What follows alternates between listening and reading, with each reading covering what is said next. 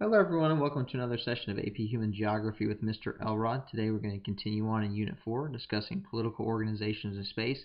Now these next series of videos are really going to kind of cover a broad, sweeping topics of really the change in the nature of global political landscape, really from the beginning of time up until the year today, 2015. It's really a lot, and so I'm going to try to break it down to a couple of videos. And again, it's really just going to be broad information, not going to get into a whole lot of specifics. And of course, if you have any questions, feel free to leave some comments. I'll look at those and answer those questions. But really, what we can really do, and we do this a lot in the course, is we can kind of break down most of world history in terms of political world history into, I don't know, you could consider it two time periods. Really looking at post World War II and pre World War II. The world that we live in today is obviously the one that most of you are familiar with, and it's a world globally and politically filled with the nation state. Um, and really, the idea of the nation state and the globalization of the nation state is really a post World War II idea. There are very few nation states prior to World War II. The United States would be we'll go ahead and consider it a nation state, and then aside from that, there aren't a tremendous amount of other nation states. Maybe some of the European countries, but even there, in most of the countries, there's very little voting. There's very little representation. You still have kind of the vestiges of the nobility and things like that. And of course, England would be an example where voting is taking place. Uh, so anyhow, it's really a relatively new thing where this is kind of this global, or at least this Western idea that people should have the ability to vote and uh, and have their voices heard and have a representative form of government. And that's the world we're living in today, where really that's most of the countries in the world have a form of government as a representative form of government that's held together, or at least governed by a set of laws, which is a significant idea because prior to that, really the world was made up of a very small ruling class that controlled large amounts of territory, large amounts of people, and of course their titles. You had lords, kings, queens, emperors, whatever it is whatever their title was, but it was a completely different concept where uh, these individuals here, lords, kings, queens, emperors, were above the law. In fact, most of them were the law. They made the law.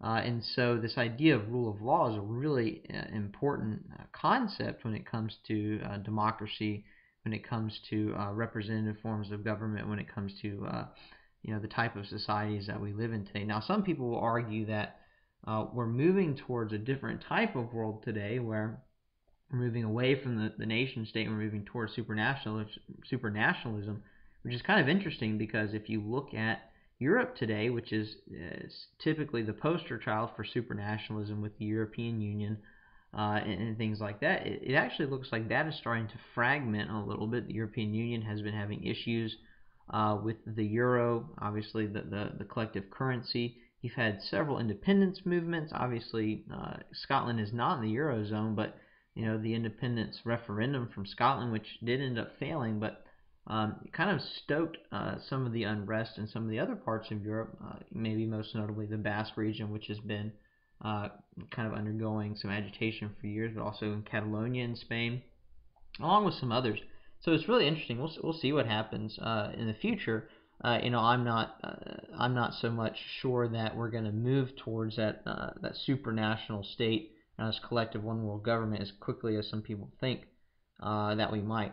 So anyway, so we look at the world really in kind of these two time periods: post World War II, the development of the nation state, and then prior to World War II, really these collection of kingdoms and empires that are defined much differently and controlled and ruled much differently. So, and I guess I have some extra little things here. Mostly controlled by military might. The nation state's really controlled by sovereignty. It's controlled by the people that are living there and which country they desire to be a part of. At least that's the idea. Prior to World War II, really the control of a place or where you, who you were under control of or who your sovereign was based upon the military might of that particular individual. So the military obviously was of huge importance, and of course wealth in order to keep that military going was of huge importance.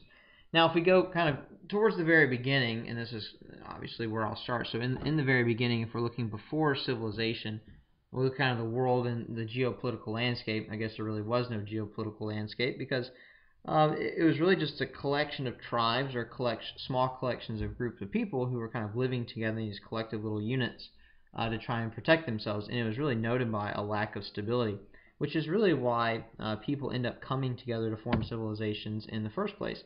So it was characterized by lack of stability. There was constant change in terms of who was controlling territory, who was controlling land.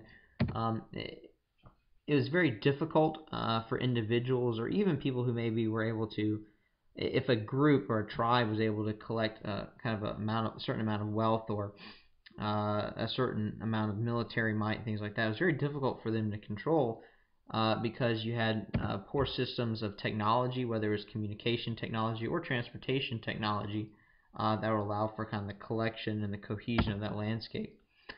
So there it is, communication, transportation technology, and of course both of those are key to military dominance and military kind of military conquest in areas. And so prior to civilization, this is really kind of the world that we're living in. It's a world of uncertainty. It's a world of constant change and fluctuation. It's difficult for people to kind of to thrive and prosper because they're always concerned about not just I don't know, not just concerned about attacks from the elements in terms of the weather and things like that, but also attacks from outside groups who might try to come in and might try to take either their cattle or their land or the other resources that they had. But as we move on in time, we start to see, and as civilization begins to develop, we start to see these individuals a lot of times through whatever methods start to become more powerful and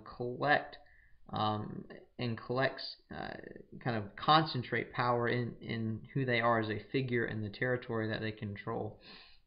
And so as individuals in these places become more powerful, you start to see kind of the greater extension of power and control of land. It's really start in the very beginning with civilizations in this idea of the city-state.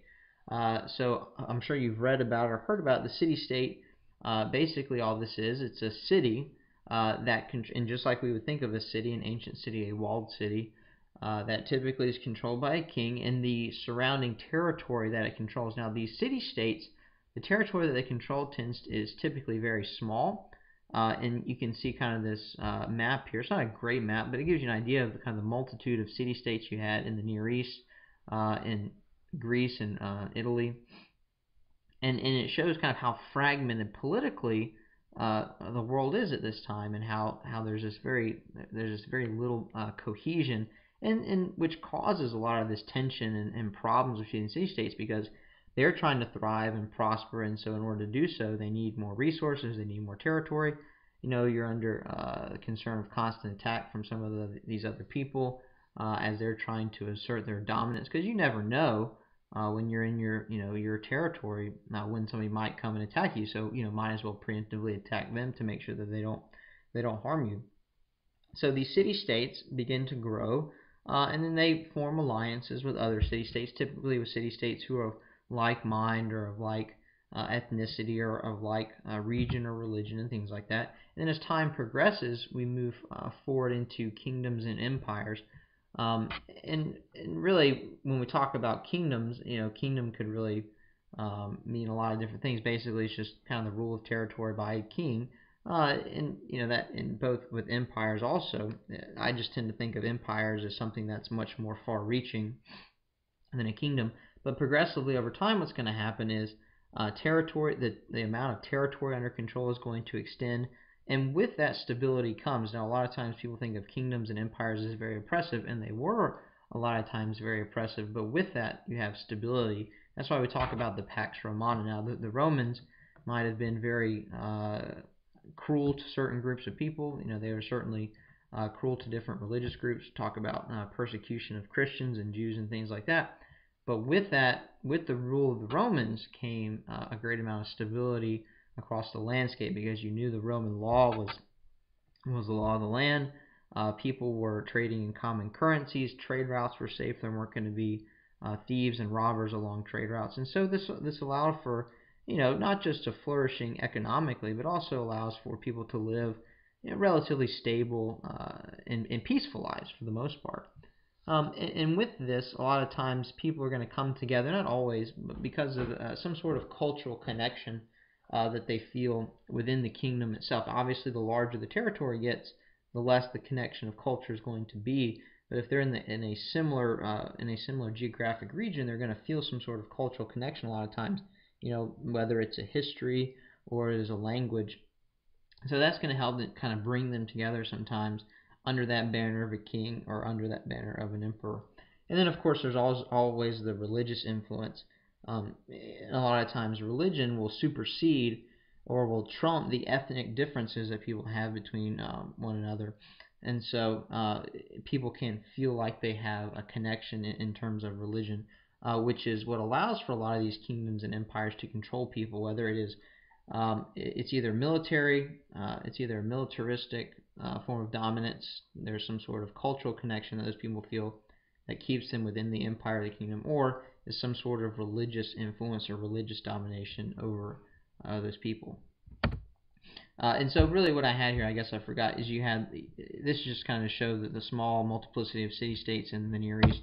And then you move forward into these kingdoms and some of these empires, and you get an idea of the larger extended territory that these kings are able to, these kings and these emperors are able to control. But even still, if we look at this map here of England, a much different view of Europe than we're familiar with today. And again, what happens is the people, as they're a part of these kingdoms or as they're a part of these empires, not only do they tend to get to live more peaceful lives for the most part, they also tend to feel a greater sense of community because there is some sort of connection, whether it's maybe their ruler, they all feel a sense of gratitude towards their ruler, their king. Maybe it's a nation of people that have collectively made a kingdom. So you think of you look at these small pieces like France or England, a common history, a common nationality. Maybe it's a state that they're a part of, a common language, again, a common religion. And so this is going to kind of all start to bring them together. And so what we've seen over time is that we went from lack of control, lack of stability, lack of peace, very small groups of people living together. And as we move forward in time, more people are living together in these larger political units. And with that, typically you have a very powerful ruler, either a king or an emperor, who's extending his control, typically using military might. And with that control, you tend to have a greater amount of peace and stability that is going to come over the landscape. Now, it's going to be those powerful individuals that are going to control for a very long time, again, really up until World War II. That's what most of the landscape is going to be. And so that's where we're going to end our talk today. So hopefully that hopefully that flowed pretty well. This is one of the talks that I tend to have a hard time giving because kind of just how big it is in scope and a lot of the big ideas that are going on. But always, if you have any questions, feel free to leave me a comment and I'll get back to you. And when we come back together next time, we're going to talk about colonization and the spread of the nation state.